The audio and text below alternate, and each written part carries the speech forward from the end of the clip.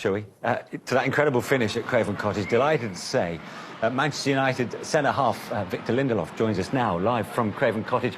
Victor, great to speak to you. What a way to end that game. Yeah, I mean, it was a fantastic ending to the game. I'm very, very happy for Alejandro. I think he's been doing great this past few weeks. So, and then once again he comes in and makes a difference. So, yeah, fantastic. But the winner from an 18-year-old, Alejandro Garnacho. Of course, he made his mark in recent games, notably in midweek as well in the League Cup. Tell us more about him.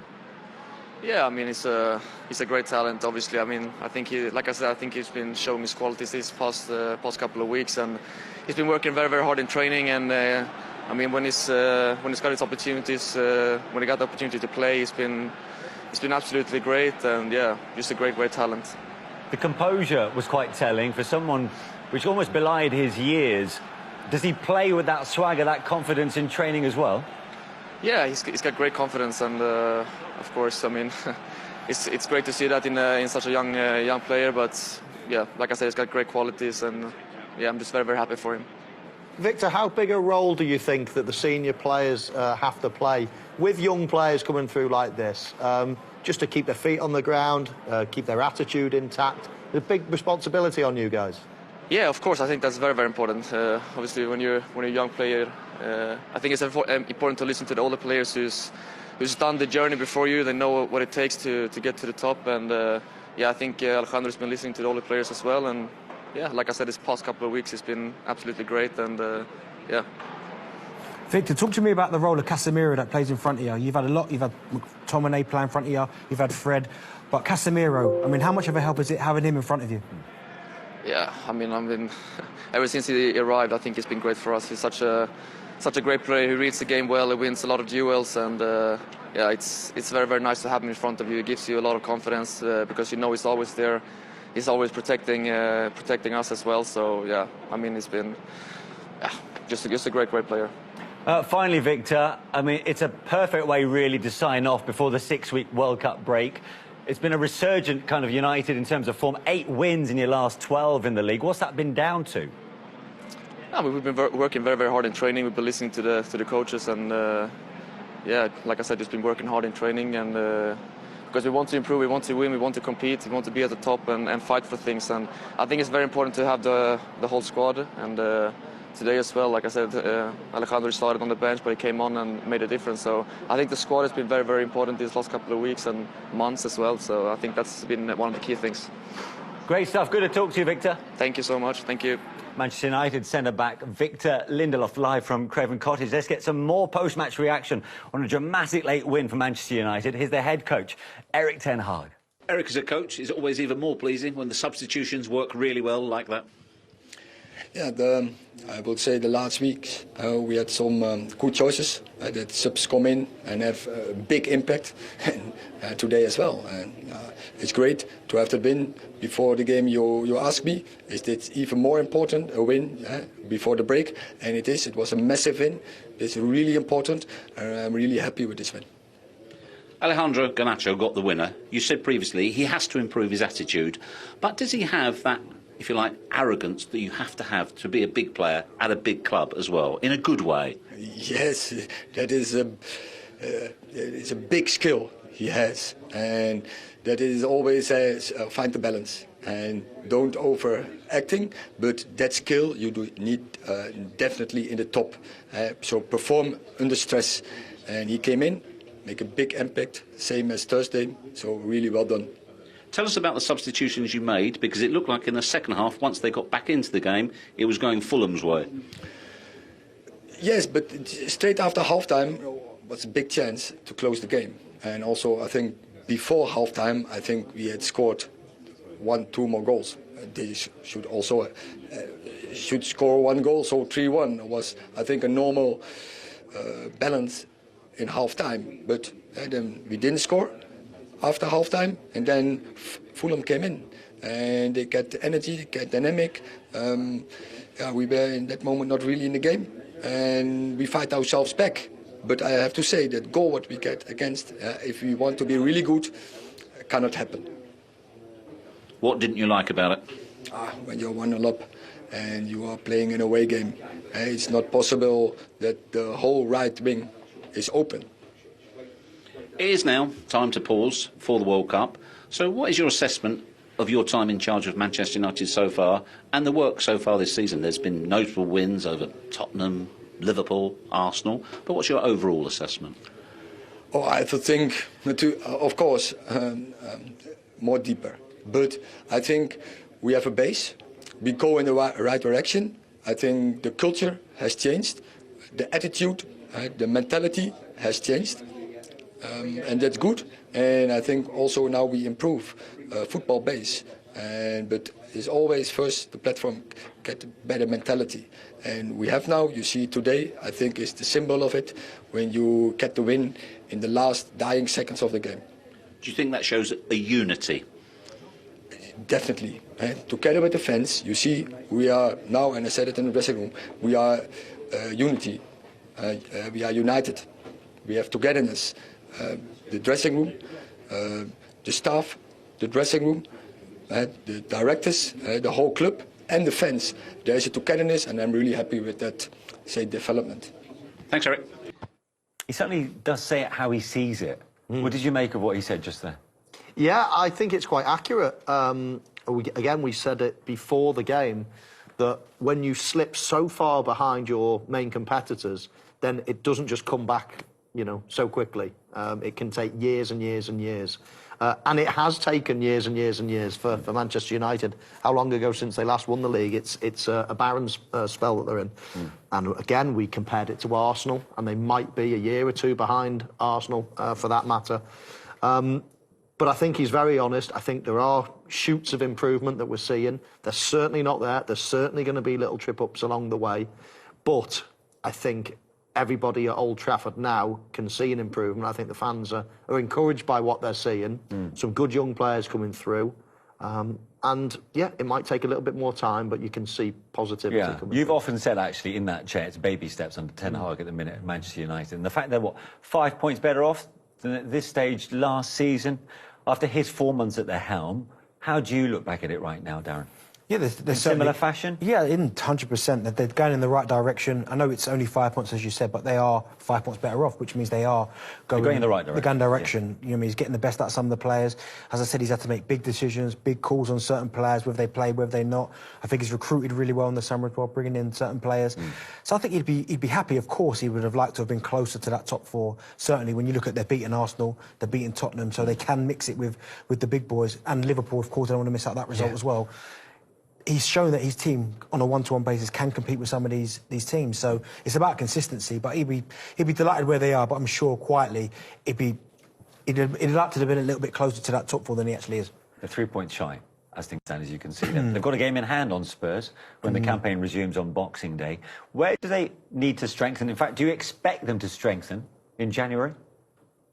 It's always difficult, isn't it, to strengthen in January. Managers will be having plenty of time to watch the World Cup, to spot any emerging talent. You know, injuries will play a part if any team are short in certain areas. I think most people tend to prepare for the summer and do most of their business there. But if opportunity knocks, then I can see Manchester. They'll always have the funds in place. I mean, they're such a wealthy club that funds will always be there if the manager says, right, we desperately need this certain player. But at the minute, they're going along quite nicely. Which departments need strengthening?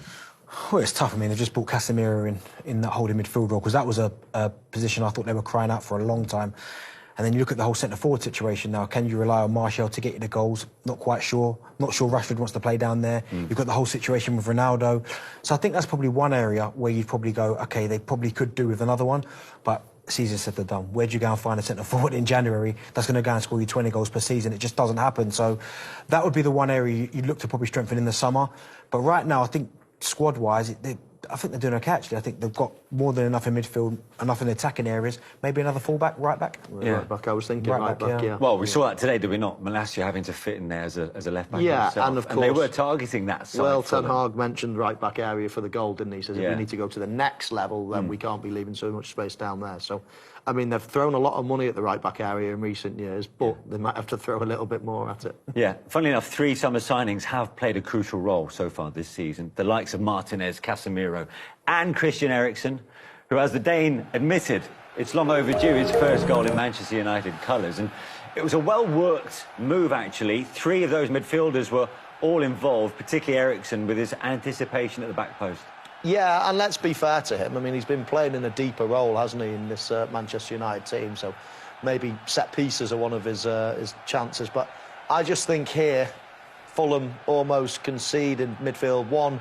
First player, you know, runs it too far, let's say, gets tackled. The next one comes in and probably shouldn't challenge, maybe should just buy time. And then Manchester United flood forward and score a very good goal. I mean, yes, a little bit of luck, little deflection on the cross, but I thought they looked quite dangerous today when they were attacking. Fulham did play a high line, played into their hands slightly, but I thought they were quite lively. Yeah, 100%. I think for Eric Gamble and get yourselves in there, you don't get that tap, and it looks simple, but he's anticipated that maybe something might break there, carried on his run, and you get your rewards at the end of it. Has he been their best player this season? Arguably, yeah. Yeah, I'm just trying to think. Martinez has done very well since he's been out with Eriksen. You know, we're not talking about a group of players that you say has been outstanding, but Eriksen's been right up there, yes. Yeah, I'd say one of them too, Martinez. Yeah, Martinez. They've been consistent. I think they're the 2 that at times have had dips in form, but they've been the most consistent throughout this season, I'd say. Interestingly, though, Erik ten Hag, in that post-match interview, did talk about missed chances for Manchester United. And this is, I suppose, been an ongoing theme, right? They need to find a regular goal scorer. Yeah, yeah. Darren said before, centre forwards don't grow on trees. I mean, they're few and far between the great players, the type of player that Manchester United need. Manchester United have got a lot of players that all score, you know, 10, 15 goals, but they've not got. I don't think they've got anyone that's going to score or capable of scoring 30 odd, apart from Cristiano Ronaldo, and it doesn't look like he's going to be playing as much as he'd like. So that's probably an area that Ten Hag will want to strengthen, but you might have to be patient trying to find a centre forward that's going to do that for you. Darren? Yeah, was this a bad miss here, or was it a good save? I always say it's a bad miss. I mean, it's unfortunate. I know what he tried to do. They rolled it around the goalkeeper's left. Good save, and he just reacted there. Rashford. It's quite tight as well, and it's a difficult finish. But as you said, they create so many chances and good chances like that, where it almost feels like at the crucial moment they just choose the wrong decision. I mean, that falls to McTominay. You probably would want it to fall to a Rashford or a Martial, but they create that many good opportunities that they just need somebody to finish them off, and that person is currently not in the squad, which is Ronaldo. Yeah. We've spoken about Martinez, Christian Eriksen as being positives for United this season. What about David De Gea? Yes, yeah, done fine, done well. Played well today, made a couple of good saves. I mean, he's been player of the year on so many occasions over the years for Manchester United. He's been a real rock. And yes, he's made mistakes, but I'd say he's had a very, very big influence on this team for many years. Probably not in a successful period, but as I say, he's been one of the shining lights for many years, and he's still going strong, obviously.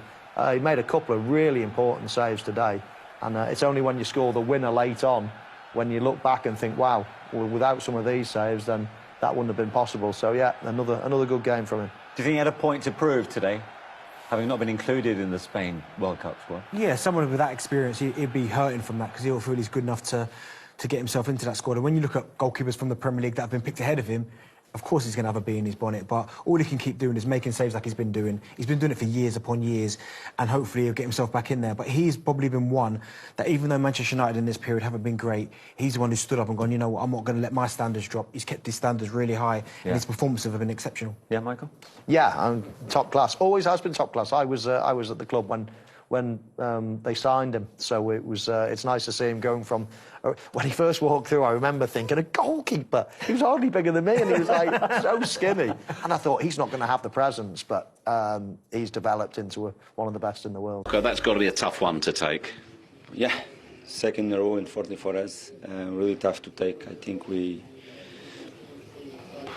we didn't deserve the result clear. I think first half we were trying to control more the game. I think we were more on the front foot. Of course, we know that the players they have, the quality they have in each moment, and when you lose the ball, if you are not in the right position and if you don't react in the right way, they can punish you. That with Martial, Rashford, Elanga, or the boy. In the second half, with Bruno and Eriksen, always with the quality to take the right decision. We know that it will be difficult for us to have the control of the game always, but was our plan to have on the ball, to play in our way, and we did it. I think we did it. Of course, we lost that ball. They scored first moment, in one moment that, in my opinion, Bruno tried to shot, and Eriksen believed, and he scored the 1-1. I think we reacted really well first half, but our second half was really good. I think we created chances from the first minutes of the second half. Good chance from Vini, another one with Tim.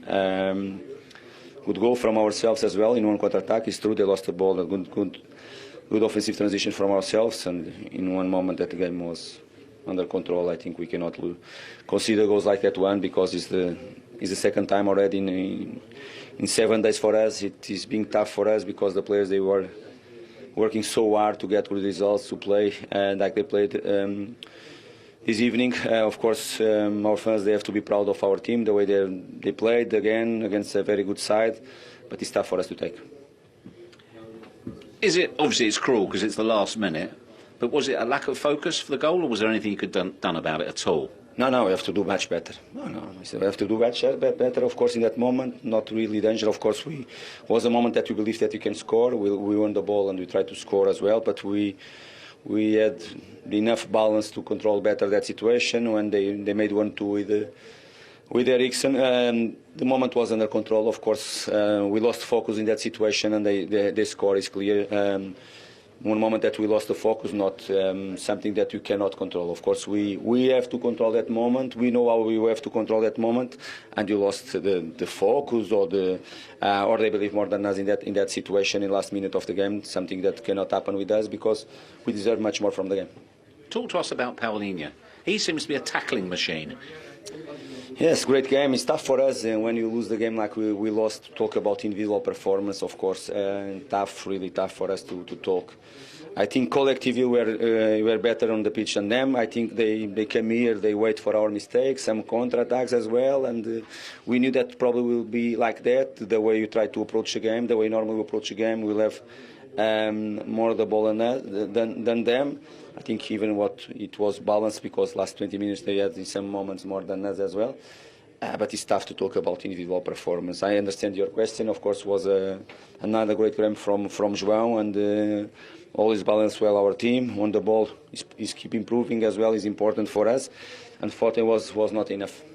Okay, here's the World Cup now. It is a pause, a break. What's your assessment of what you've done so far as a club this season? You have been doing really well. Of course, last 3 games, a little bit difficult taste for us, difficult mood after the matches, because we deserve clear more points. Could have more points clear, because game here against Everton and 2 games against Manchester sides, I think we deserve clear more from the games.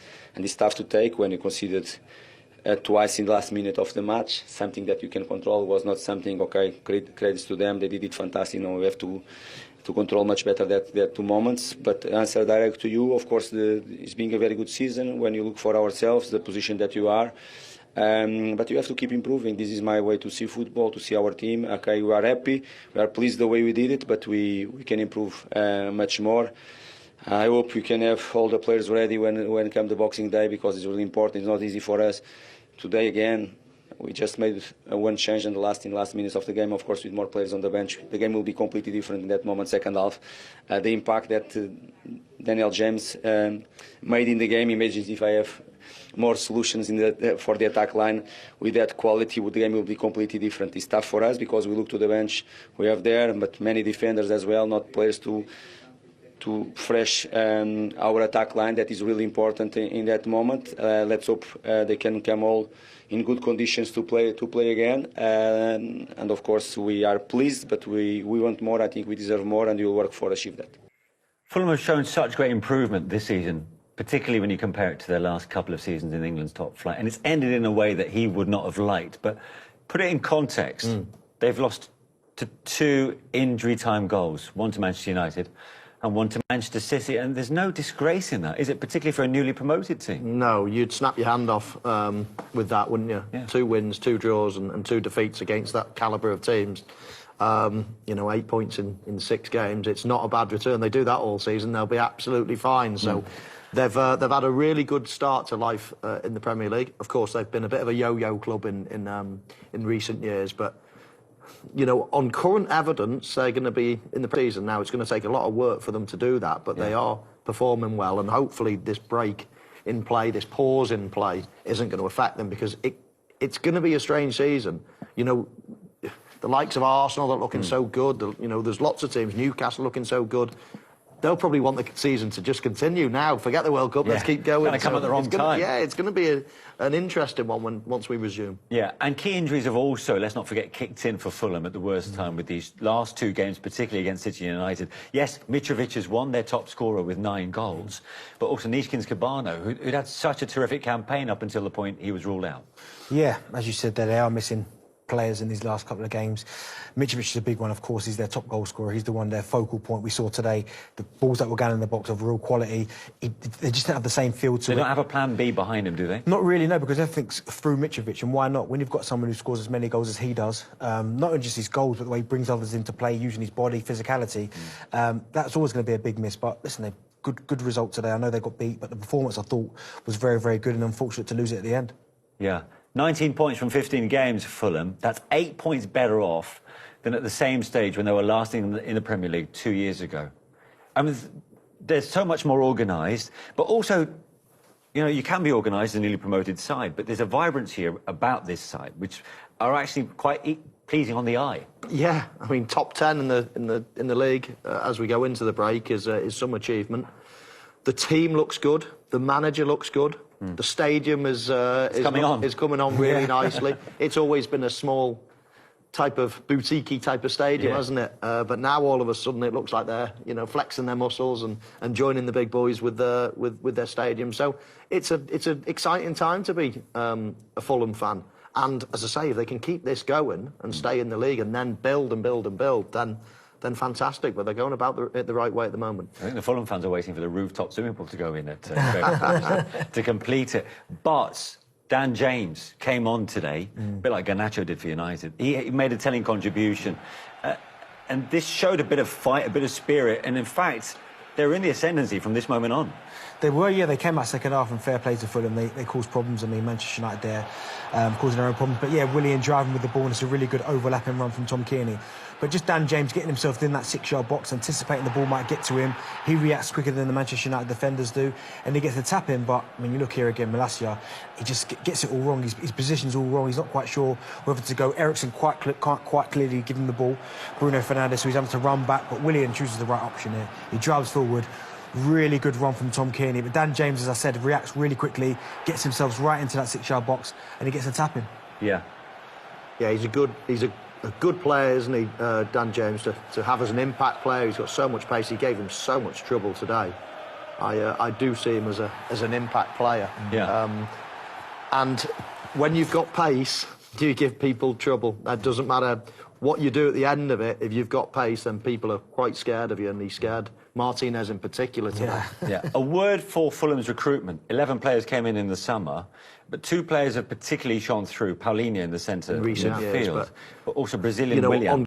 At 34, caused United a lot of problems today. Yeah, and there was probably question marks about him. We've seen him in the Premier League for quite a few years, the likes of Chelsea, Arsenal. His last spell in the Premier League at Arsenal was disappointing. Yeah. He left, and you think, right, well, that's the end of him in terms of the Premier League. But he's come back with a vengeance and played particularly well today. We always known his set pieces, his pace. He's proven, you know, to be a very good player over the years. But we potentially thought he was he was on the wane. But that was a good performance today. And just to round off on Fulham, you know, the last couple of campaigns have ended in immediate relegation. Do you see hope that might change this time? Yeah, of course. I know they've been beat the last 2 games, but if they put that type of performance in, week out, and they get their players back that are out injured, I don't see Fulham being in any trouble this season at all. As long as they keep this momentum, this kind of intensity, I think they'll be fine this season.